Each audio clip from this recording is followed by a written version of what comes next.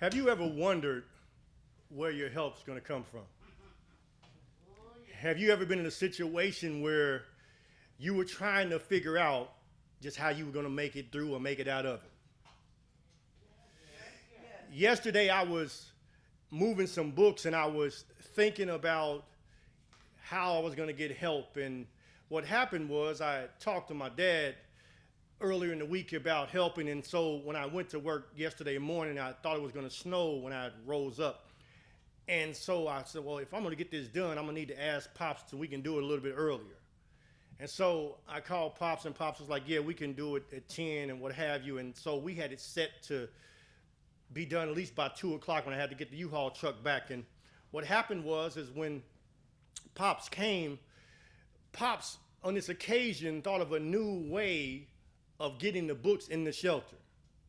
And what happened was when what we thought was going to take at least 2 hours took less than 45 minutes. And what happened was my nephew said, oh, Uncle Gene, you thought of a better way to do it. And I said, no, Pop, your granddaddy, Papa thought of it. Right. And what happened was as I was riding, I started thinking about the benefit that I've had with Pops helping me over my life. I thought about how I could call Pops in any situation, and one of the things that Pops would do is Pops would show up and Pops would help, and we would work together, and there would be no questions back and forth. He would just show up and do what needs to be done. And I was grateful for that when I called him yesterday, he had a way of suggesting something to make a maneuver that would shorten our time and do it better. And what I came to understand is that what we got to understand is that I learned and realized and was refreshed on the fact that my Father would help. You have a Father that's called God, and I want to say to you today that God will help you. If you will allow me just for a few moments, I'd like to preach for subsequent theme. God will help you. God will help you. If you're wondering how you're going to get through what you're going through, when you're thinking about what's coming at you, some self-inflicted and some things that are unwanted and unsolicited, God will help you. Just for a little bit of background or setting for our text today is that we are in what the scholars call a psalm of ascents. In this psalm, there are a few psalms that are written that are for the Jews that while they're on an upward journey towards Jerusalem.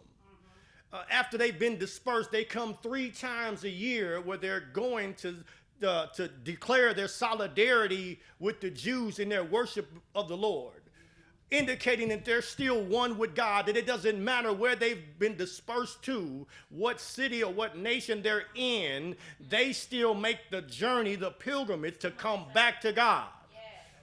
To let God know that we are still one with you. Yeah. Have you ever made a pilgrimage and had to let God know I'm still one with you? Yeah. They're letting God know that they're still one with him. And lo and behold, I got to hit you with this. Let me place a pin right here. That when you're on your way back to God, the trouble don't stop. It starts.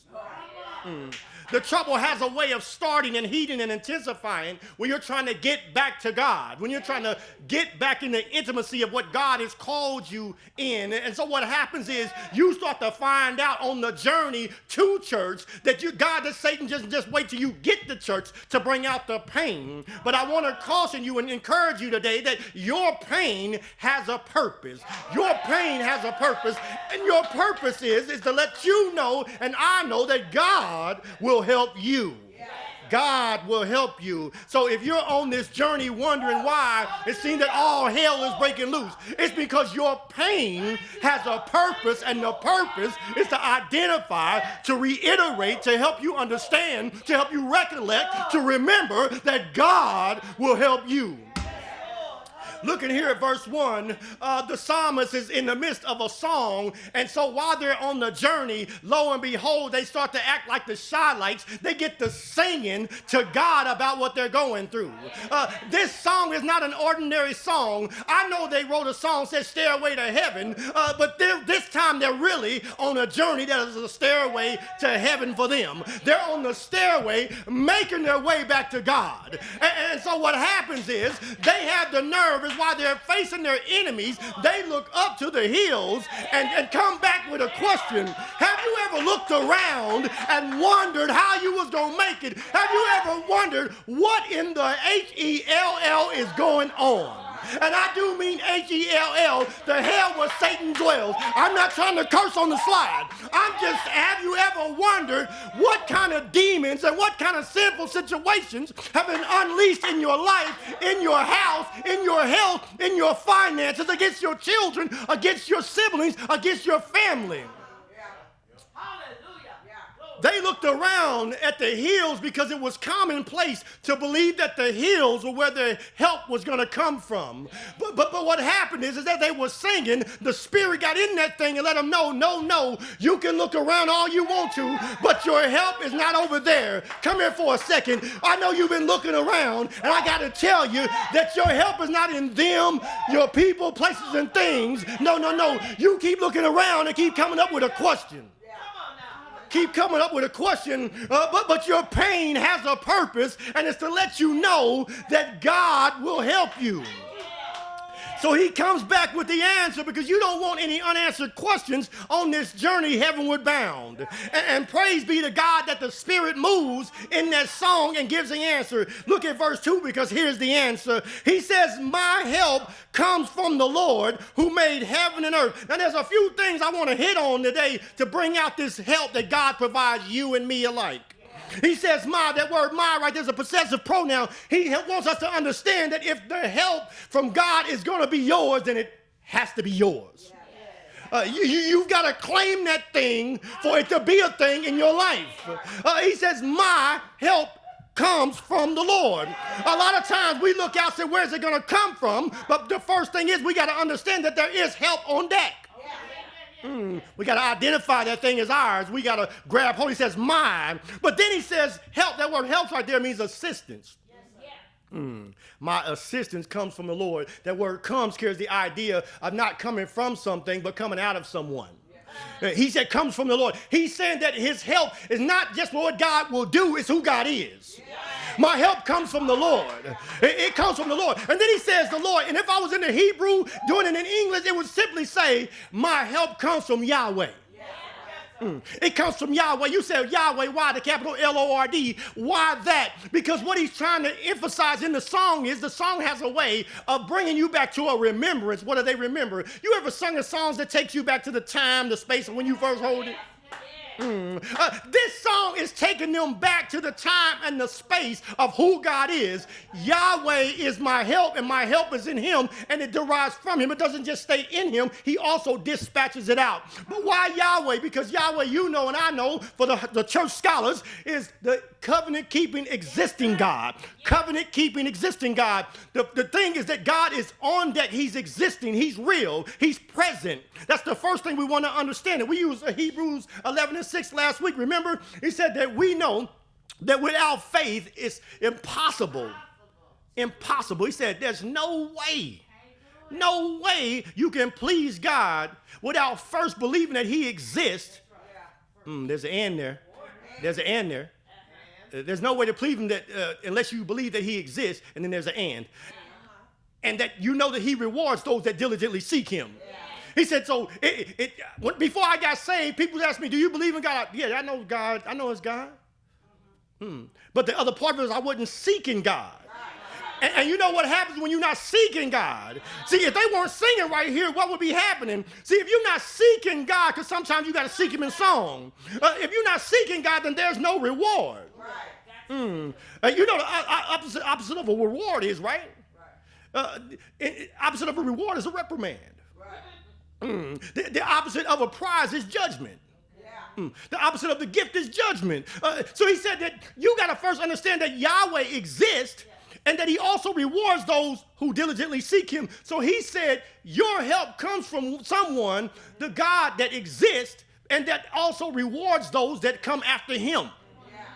That follow him. You know, we said follow, right? Follow is another way of becoming something. You become what you follow. Let me say this to you. I don't know if you know it or not, but people look like the God they worship. And so if you're following him, God said, if you are seeking me, you look like me in the midst of the situations that's coming against you.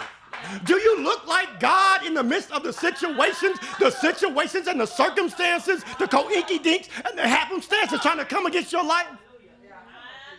He says that my help is in the Lord, in Yahweh. I didn't break Yahweh down a little bit more now. Yahweh to them, I said songs remind you of a time and a season from when you first heard it. That a lot of times there's some things that's going on. Some of the older people, there's some cars. When you hear Marvin Gaye, there's some cars you was in, some drive-ins you were at, that when you hear those songs, it takes you right back to that place. See, God said, if you start singing this song, I want to take you back. Come back with me. I want to take you back to the Red Sea for a moment. So you can realize that I'm the God whose staff and rod that comforts you and keeps you. I'm the God that told Mo to stick out your staff and speak to that thing and watch them waters open up. Yahweh, faithful to get you out of the land of the Egyptians, get you out of the thing that was supposed to take you out. Instead, I turned you up. Yahweh, my help comes from Yahweh. See, we have to stop looking around up and down for things and start looking to him.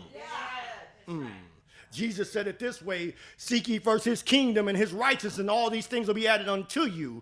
So he said, looking at him, if I start looking at him, looking at his authority, we said it last week, his authority and his ability, his kingdom and his righteousness, his authority and his character, if I start looking at these things, he said that the thing I need and these things, not some things, not those things, these things will be added unto you. Add is an addition term. That means it's not minus. It means to put on top of things. What does add mean, y'all? It means add. It means to put on top of it. So that means that what you have right now, if you will start seeking him first, his kingdom and his righteousness, what will happen is you'll end up with more than what you got right now.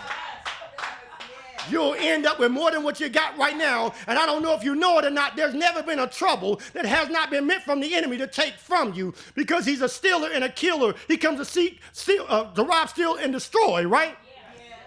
So God said, if you seek me, Jesus, if you seek me, you're going to receive. So while he's trying to steal, while this situation is trying to steal your joy, trying to steal your faith, trying to get you walking in fear and uncertainty, if you will trust that where your joy, your help comes from, you will have peace, and the things you need will be there. But then he says after the Lord, because he took him over the Red Sea, but he also took him over the Jordan too.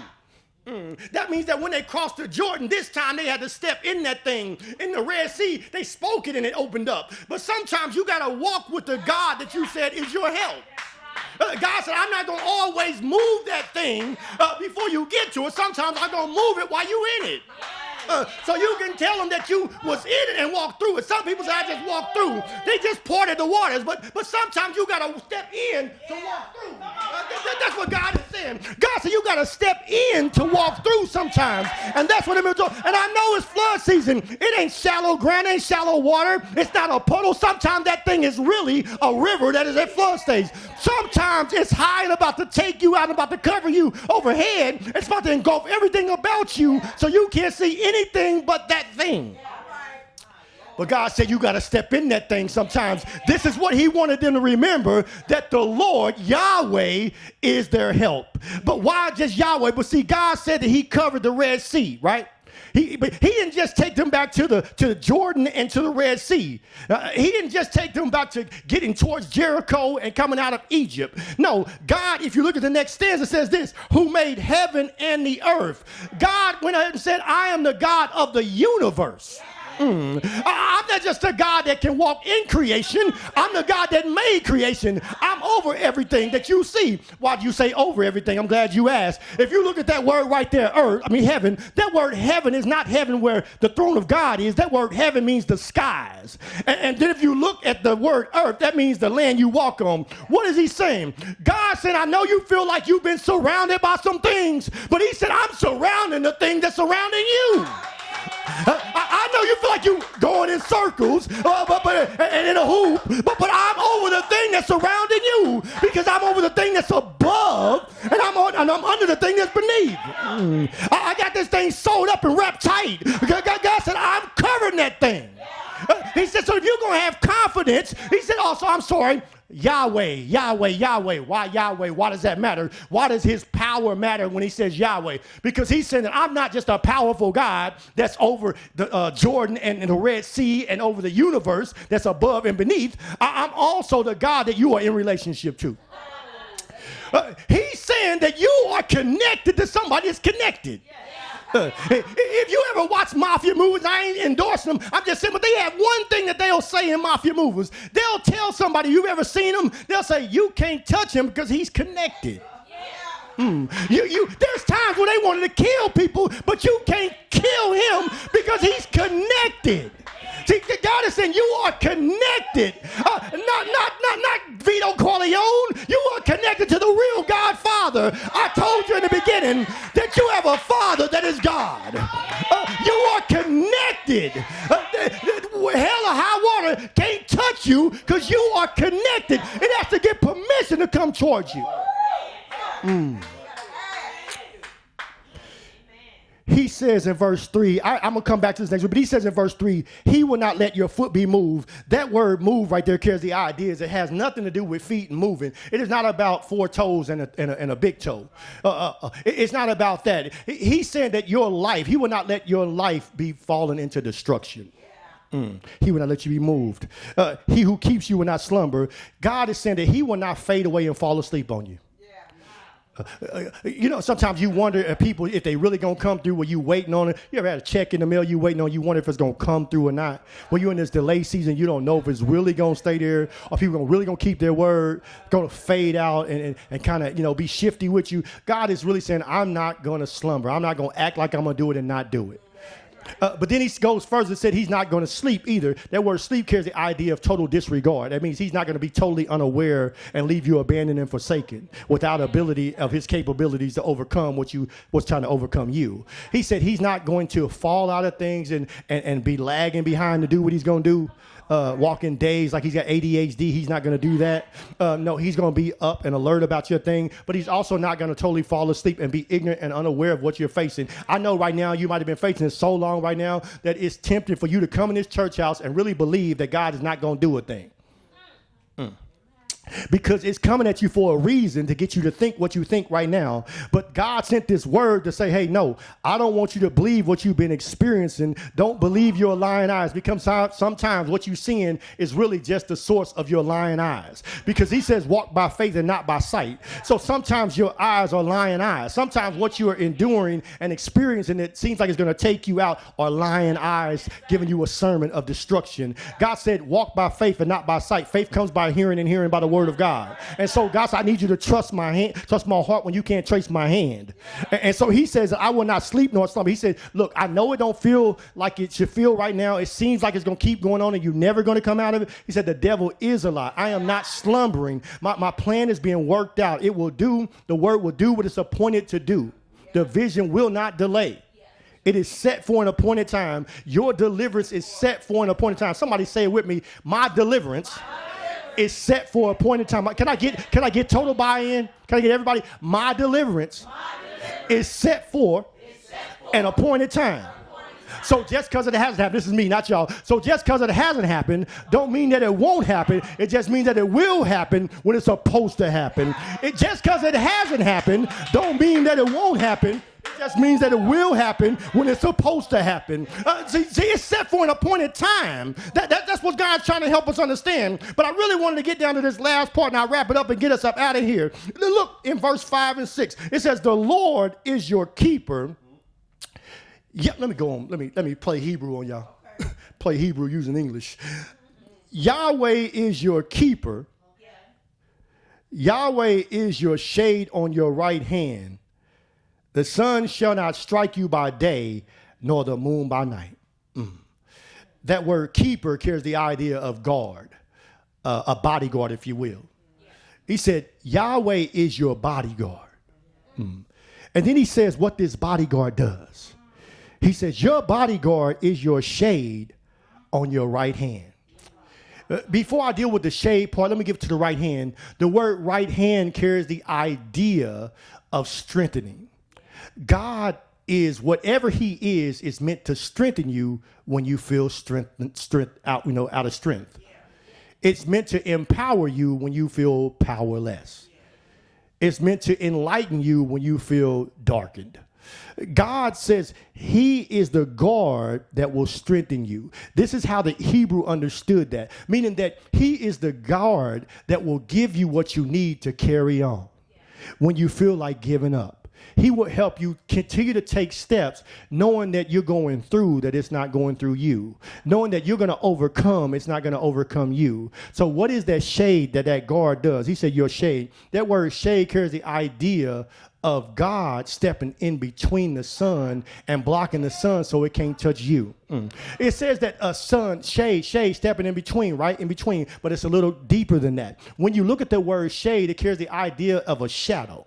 What is he saying? He said a shadow is that thing that gets on you, that attaches to you. And when you move as a child, when you were younger, you move and you see something moving with you. God said that what he does is in the midst of your situation is he attaches his high and lifted up self to our lowly self to keep what's coming at us from overcoming us.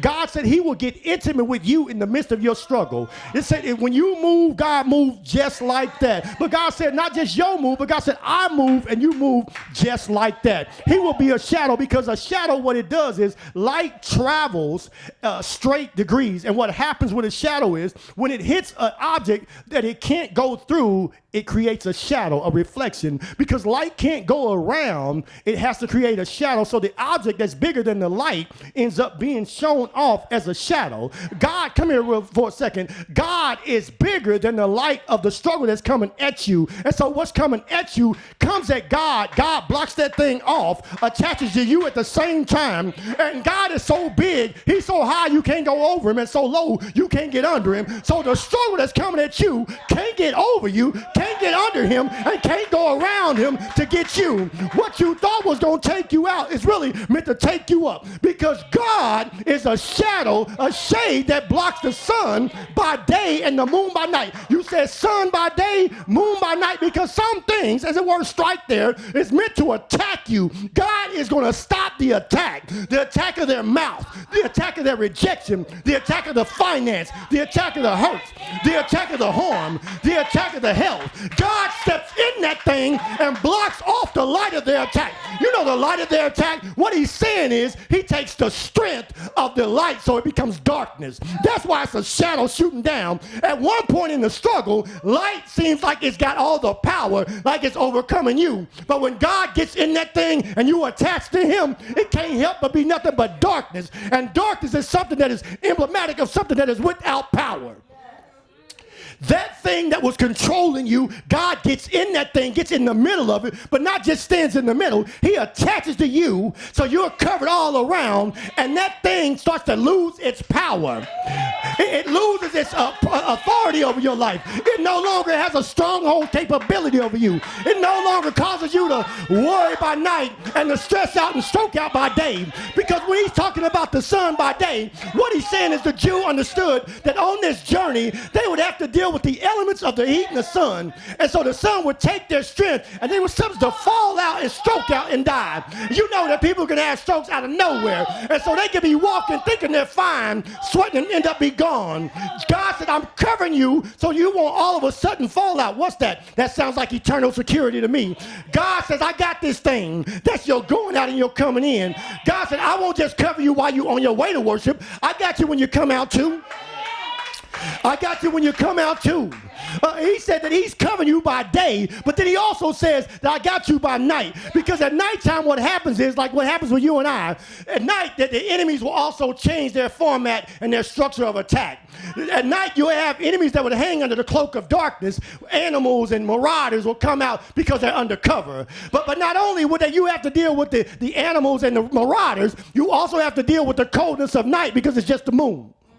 And what would happen is the Jew would try to stay and keep light and find shelter at the same time. They want to stay in light so they can see what's coming at them, but they want shelter so they're not cold as well.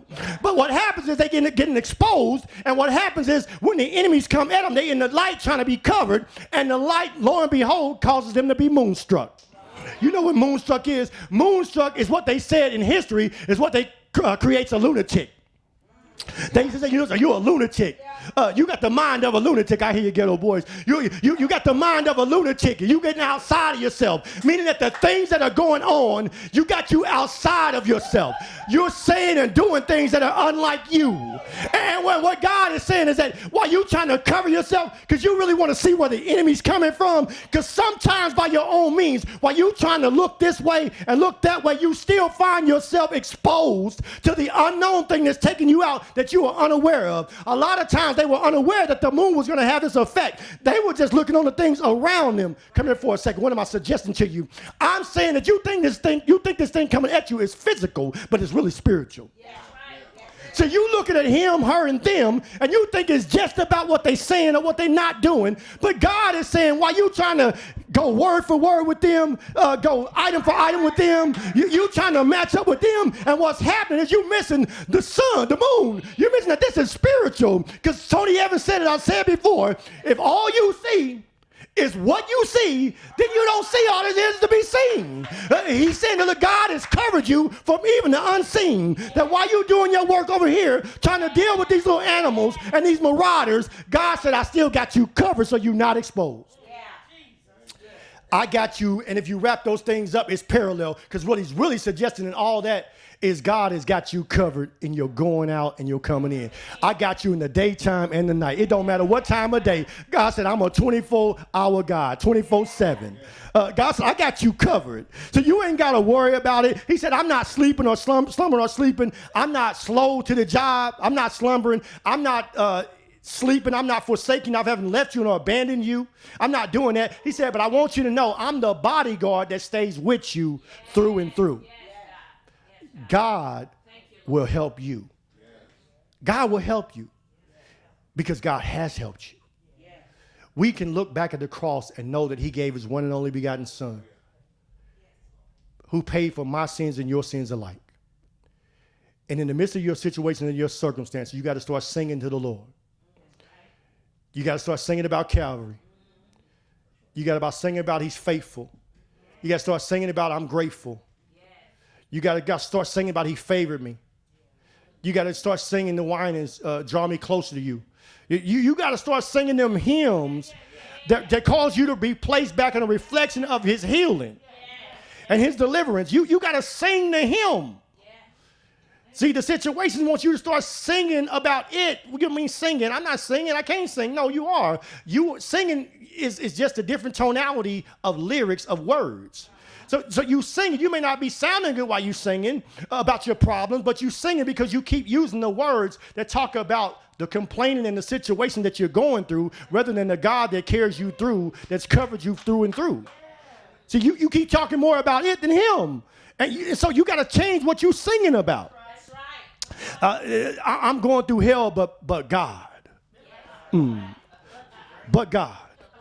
I don't know why they coming at me, but God is a way maker.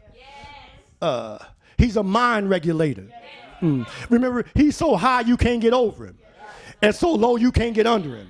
So you got to start talking about, singing about him. You got to start singing about him. God is your help, and he will help you because he has helped you from the cross forward.